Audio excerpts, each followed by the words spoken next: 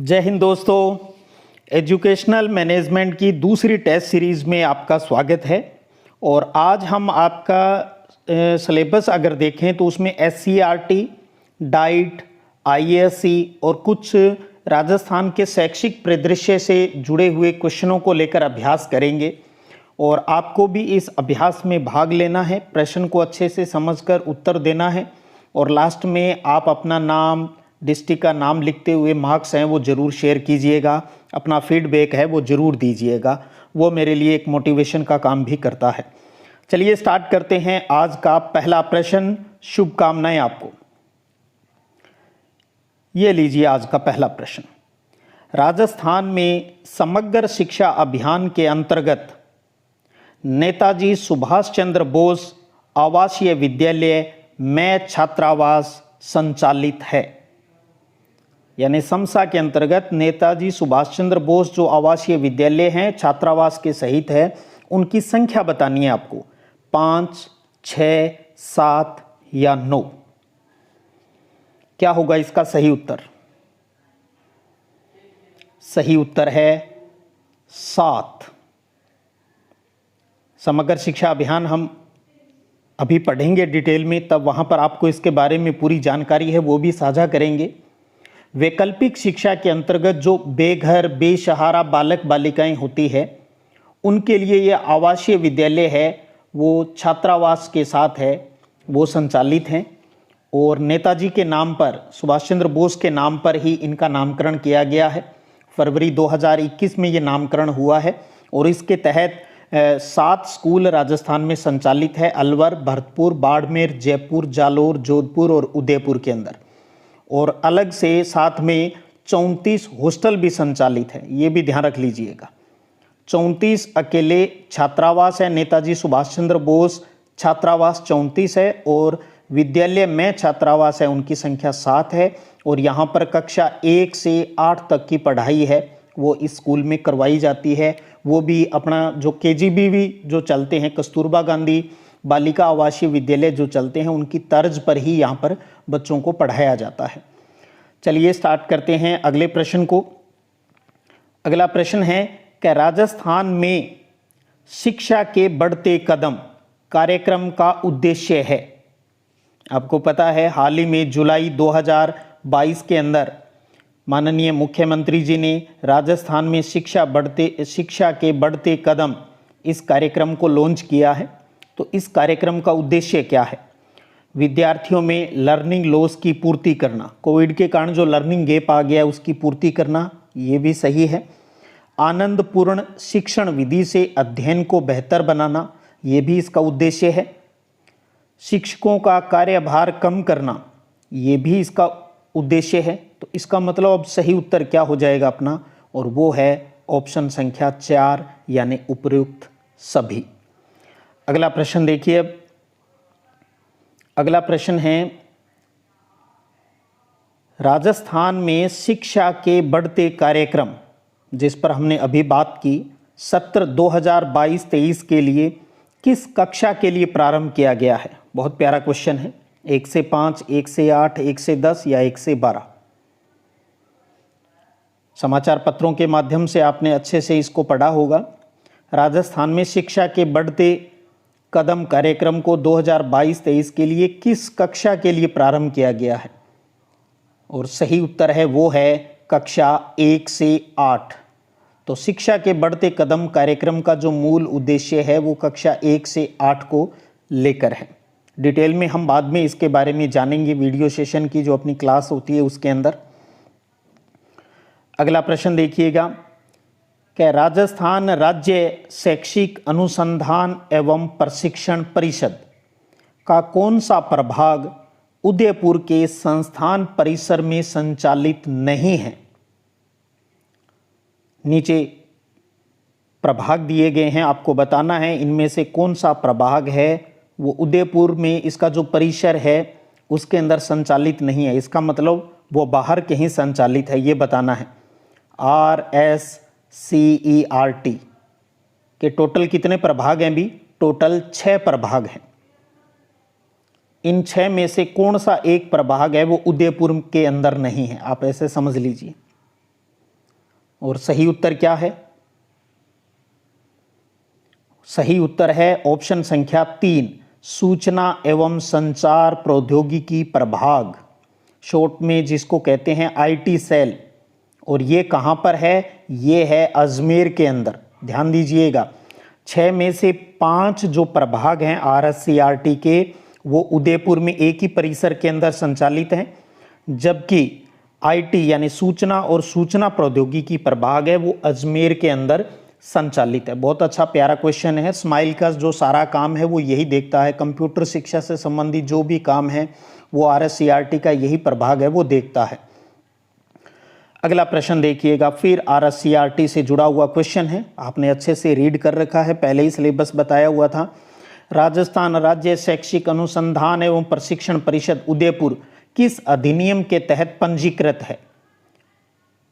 राजस्थान समिति अधिनियम 1985, राजस्थान सरकार शिक्षा अधिनियम 1980, राजस्थान राज्य शिक्षा अधिनियम 1968, राजस्थान सोसाइटी पंजीकरण अधिनियम 1958, ये 9 यहाँ प्रिंटिंग मिस्टेक होगी, 1958।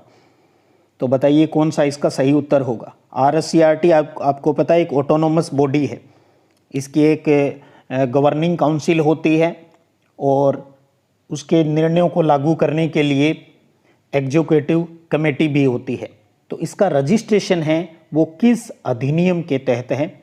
तो सही उत्तर है ऑप्शन 4, राजस्थान सोसाइटी पंजीकरण अधिनियम 1958। बहुत प्यारा क्वेश्चन है। अगला प्रश्न देखिएगा, छठा, राजस्थान में विद्यालय एवं अध्यापक शिक्षा के योजना निर्माण, क्रियान्वयन एवं मूल्यांकन के लिए सर्वोच्च शैक्षिक संगठन कौन सा है? गौर कीजिएगा, स्कूल और स्कूल शिक्षा के लिए योजना बनाना, क्रियान्वयन करना, उनका मूल्यांकन के लिए सर्वोच्च शैक्षिक संगठन कौन सा है? आरएससीआरटी उदयपुर, आईएससी बीकानेर, आईएससी अजमेर या डाइट उदयपुर? कौन सा होगा इसमें सही उत्तर? और वो है एससीआरटी उदयपुर। नोडल एजेंसी है इसके लिए, ऑटोनोमस बॉडी है ये। अगला प्रश्न देखिएगा कि राजस्थान के किन 2 जिलों में आईएएससी स्थित है? उच्च अध्ययन शिक्षण संस्थान आईएएससी कितनी है राजस्थान में? वर्तमान में 2 आईएएससी संचालित है, बताना है वो कहां पर है। ऑप्शन आपके सामने लिखे हुए हैं, क्या होगा सही उत्तर? और सही उत्तर है अजमेर और बीकानेर, बिल्कुल सही। अगला प्रश्न देखिएगा, कौन सी तिथि को SIERT का SCERT के रूप में पुनर्गठन हुआ? बहुत प्यारा क्वेश्चन। SIERT पहले इंस्टीट्यूट था, बाद में इसको काउंसिल बना दिया जो उदयपुर के अंदर है अपनी। इसका पुनर्गठन ये कब हुआ, यानी SIERT है वो SCERT के रूप में कब पुनर्गठित हुई, वो तारीख बतानी है। इंपॉर्टेंट है ये चीज़ भी। ऑप्शन आपके सामने लिखे हुए हैं, 2008, 10, 18 या 20, और साथ में दिन और महीना ये भी। और सही उत्तर कौन सा है? 14 अगस्त 2018। 14 अगस्त 2018। अगला क्वेश्चन देखिएगा, 9वां, के जिला शिक्षा एवं प्रशिक्षण संस्थान यानी डाइट की बात हो रही है, में निम्न में से कौन सा प्रभाग कार्य रूप में नहीं है? डाइट के प्रभाग हैं, उनमें से कौन सा नहीं है? शैक्षिक प्रौद्योगिकी प्रभाग, महिला शिक्षा प्रभाग, जिला संसाधन एकक प्रभाग, योजना एवं प्रबंधन प्रभाग। तो देखिएगा इनमें से कौन सा है और कौन सा नहीं है, और वो है महिला शिक्षा प्रभाग।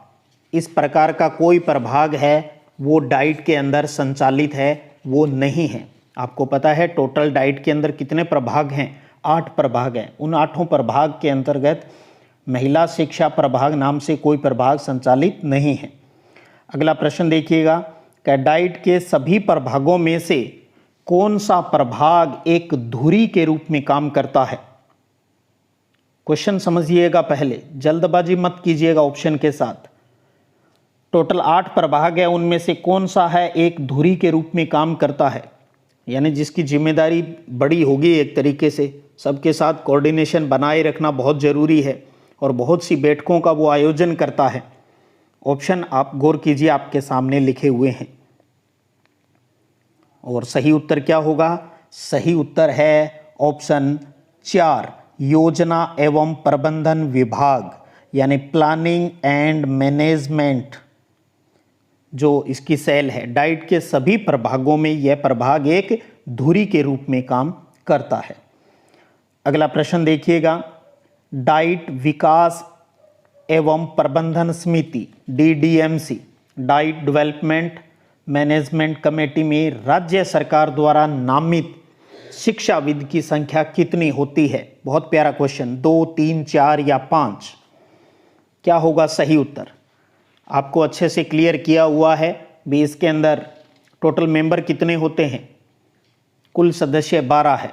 अगर कोषाध्यक्ष की आवश्यकता होती है तो 13 हो जाते हैं, और जो प्राचार्य होता है डाइट का वो इसका अध्यक्ष होता है। लेकिन राज्य सरकार द्वारा नामित कितने वो क्षेत्रीय शिक्षाविद इसके अंदर शामिल किए जाते हैं? तो सही उत्तर है ऑप्शन 2, ऑप्शन 1 है, उत्तर 2 है भाई। और जो अभी मैंने जो उच्चारित किया, ऐसी मिस्टेक वहाँ एग्ज़ाम देते समय हो जाती है। जैसे उत्तर तो इसका 2 नंबर है, लेकिन 2 ऑप्शन 1 में है। वहाँ कई बार 2 का मतलब ये टिक हो जाता है भी 2 नंबर ऑप्शन, तो ध्यान रखिएगा, ऐसी त्रुटि हो जाती है अक्सर एग्जाम में। अगला क्वेश्चन देखिएगा, 12वां, क्या राजस्थान में अभ्युदय पत्रिका का प्रकाशन किस शैक्षणिक संस्थान ने किया? नीचे ऑप्शन दिए हुए हैं इंस्टीट्यूट के, आपको बताना है अभ्युदय पत्रिका का प्रकाशन है वो इनमें से किस शैक्षणिक संस्थान ने किया है? सही उत्तर क्या होगा? सही उत्तर है SCRT उदयपुर। आपको पता है 2018 के अंदर इसका पुनर्गठन हुआ था। अभी ने क्वेश्चन किया था पीछे, 14 अगस्त 2018 को इसका पुनर्गठन हुआ था। उसके 2 साल बाद यानी 2020 के अंदर इन्होंने अपने पूरे सिस्टम की एक पत्रिका प्रकाशित की जिसका नाम अभ्युदय है। उसके बाद में फिर उन्होंने दूसरी बार भी पत्रिका प्रकाशित की अभ्युदय के नाम से ही। तो अच्छे से इसको दिमाग में सेट रखिएगा। 2 साल बाद यानी 2 साल बाद यानी 18 से 19, 19 से 20, 21 में पहली प्रकाशित हुई थी, और फिर 2022 के अंदर अब तक 2 पत्रिकाओं का प्रकाशन ये कर चुका है। तो अभ्युदय पत्रिका का प्रकाशन SCRT उदयपुर करती है। अगला क्वेश्चन है डाइट से संबंधित, बहुत प्यारा क्वेश्चन है। ई पत्रिका डिजिटल हो गई ना, ई पत्रिका प्रज्ञापुंज उसका नाम है, का प्रकाशन राज्य की किस जिला शिक्षा एवं प्रशिक्षण संस्थान द्वारा किया गया है? डाइट उदयपुर, झुंझुनू, हनुमानगढ़ या गंगानगर? प्रज्ञापुंज नाम से किस डाइट ने ई पत्रिका यानी एक डिजिटल पत्रिका का प्रकाशन किया, ये बताना है। और सही उत्तर है वो है डाइट झुंझुनू। इसके 2 भाग प्रकाशित किए हैं उन्होंने। इसके अंदर कुछ जो शिक्षकों के नवाचारों के बारे में, कुछ कविताओं के माध्यम से, कहानियों के माध्यम से चीज़ें हैं वो समझाई गई हैं। अगला क्वेश्चन देखिएगा, 14वां क्वेश्चन है, IASE का प्राचार्य किसके समकक्ष होता है? IASE 2 है ना, एक अजमेर में है और एक बीकानेर के अंदर है। आपको ये बताना है भी इसका जो प्राचार्य होता है, प्रिंसिपल जो होता है, वो किस पद के समकक्ष होता है? उपनिदेशक यानी डिप्टी डायरेक्टर, जिला शिक्षा अधिकारी DO, संयुक्त निदेशक जॉइंट डायरेक्टर या अतिरिक्त निदेशक? तो किसके समकक्ष होता है प्राचार्य का पद IASE के अंदर? और सही उत्तर क्या होगा? वो है संयुक्त निदेशक, जॉइंट डायरेक्टर के समकक्ष ये पद होता है IASE के प्रिंसिपल का। अगला क्वेश्चन देखिएगा, बहुत प्यारा क्वेश्चन। IASE का पूरा नाम अच्छे से दिमाग में होना चाहिए। कई बार वहाँ ये अंग्रेजी में छपे हुए आ जाते हैं तो एक जैसे ही लगते हैं, ध्यान रखिएगा। वहाँ institute for advance study in education, institute of advance study in education, बड़ा ये फॉर और ऑफ को लेकर हिंदी माध्यम के बड़े कंफ्यूज रह जाते हैं। Institution for advance study in education या Indian advance study of education? तो बताइएगा सही आंसर क्या होगा? और सही आंसर है वो है institute of advance study in education. Of है भाई, इंस्टीट्यूट है, आई का मतलब, फिर of advance study in education. एक फुल फॉर्म का क्वेश्चन आने की पूरी संभावना रहती है। अगला क्वेश्चन है आईएससी का कौन सा, आईएससी है वो कौन सा पाठ्यक्रम संचालित करता है। नीचे पाठ्यक्रम दिए गए हैं सेवा पूर्व प्रशिक्षण के, उनमें से कौन सा संचालित करता है, बीएड, एमएड, पीएचडी, एमफिल या उपरोक्त सभी, कौन सा। तो आपको पता है अच्छे से, ये सभी आयोजन है वो करते हैं, तो सभी आ जाएंगे। बीएड भी करवाता है, एमएड भी करवाता है, पीएचडी भी करवाता है, और आपको पता है एजुकेशन के अंदर एमफिल भी करवाता है आईएससी। अगला क्वेश्चन है 17वां, एससीईआरटी जो उदयपुर में है, किस संस्था के शैक्षिक कार्यक्रम में क्षमता संवर्धन करता है और वार्षिक पंचांग के निर्माण का कार्य करता है। एससीईआरटी उदयपुर किन संस्था के शैक्षिक कार्यक्रमों में क्षमता संवर्धन, उनमें इनरिचमेंट लाने की कोशिश करता है और उनका कैलेंडर है वो जारी करता है। आईएससी, डाइट, बाइट या उपरोक्त सभी। तो सही उत्तर क्या होगा बताइएगा भाई। और सही उत्तर है वो है उपर्युक्त सभी। तो ध्यान रखिएगा, एससीईआरटी उदयपुर है ये आईएससी, डाइट और बाइट, इन सभी के अंतर्गत जो कार्यक्रम आयोजित होते हैं, जो ट्रेनिंग होती है क्षमता संवर्धन को लेकर, वो एससीईआरटी के द्वारा ही होता है। और वार्षिक पंचांग भी इनका आईएससी ही एससीईआरटी है वो ही जारी करता है। आईएससी 2 हैं, डाइट 33 हैं, और बाइट की बात करें तो 4 बननी है, अब तक 2 बन चुकी हैं। लेकिन ये भी ध्यान रख लीजिएगा, बाइट है वो अभी तक यहाँ पर कोई भी किसी प्रकार का जो प्रशिक्षण कार्यक्रम है वो संचालित नहीं है। एक बिछीवाड़ा में और एक नौहर हनुमानगढ़ के अंदर है। तो 2 आईएससी हैं, 33 डाइट हैं और 2 बाइट है। 2 बननी है बांसवाड़ा के अंदर और गंगानगर के अंदर। अगला क्वेश्चन देखिएगा 18वां, कि डाइट पंचांग प्रकाशन का दायित्व इसके किस प्रभाग का होता है। बहुत प्यारा क्वेश्चन है, नीचे 4 प्रभाग दिए हुए हैं। क्वेश्चन समझ में आना जरूरी है, उत्तर सही हो जाता है, नो प्रॉब्लम। डाइट का जो पंचांग है, एक तो ये समझिएगा, डाइट का जो वार्षिक पंचांग है वो तो कौन तैयार करके देता है इसको, वो तो एससीईआरटी तैयार करके देता है इसको। याद आ गया ना अच्छे से। आईएससी, बाइट और डाइट इनका वार्षिक कैलेंडर है वो एससीईआरटी है वो जारी करता है। लेकिन जारी करने के बाद उनका प्रकाशन का दायित्व, यानी वो तो तैयार करके डाइट को भेज देंगे, और उसके प्रकाशन का जो जिम्मेदारी है वो किस प्रभाग की है ये बताना है। और आपको ये भी पता है ना, डाइट है वो अपने क्षेत्रीय आवश्यकताओं के अनुसार उसमें 20% कैलेंडर के अंदर संशोधन कर सकती है। लेकिन संशोधन करने के बाद वो पीएसी की जो बैठक होती है, प्रोग्राम एडवाइजरी कमेटी, कार्यक्रम सलाहकार जो समिति होती है, उससे उसका अनुमोदन करवाना होता है। और फिर उसको अगर नहीं चेंज करते तो सीधा ही प्रकाशित करवा लेंगे, वरना करवाना पड़ेगा। सही उत्तर क्या होगा, और वो है योजना एवं प्रबंधन प्रभाग, P&M, जो सभी प्रभागों की धुरी के रूप में काम करता है। ये क्वेश्चन भी हमने पहले ऊपर पढ़ा है, ध्यान रखिएगा। और भी बहुत सी चीजें डाइट के माध्यम से प्रकाशित करवाई जाती है, पब्लिश करवाई जाती है, लेकिन और चीजों की जो पब्लिशिंग का जो काम है वो IFIC देखता है। IFIC देखता है, यानी सेवारत शिक्षण प्रशिक्षण कार्यक्रम, क्षेत्रीय अंतःक्रिया और नवाचार समन्वय जो प्रभाग है, 3 नंबर का प्रभाग आपने पढ़ा है, जो भाषा और सामाजिक विज्ञान विषयों का प्रशिक्षण देता है, डर्फ की वार्षिक योजना बनाता है। बाकी सारे प्रकाशन की जिम्मेदारी इसकी है। केवल एक डाइट का जो पंचांग है उसके प्रकाशन की जिम्मेदारी है वो योजना और प्रबंधन प्रभाग के पास है।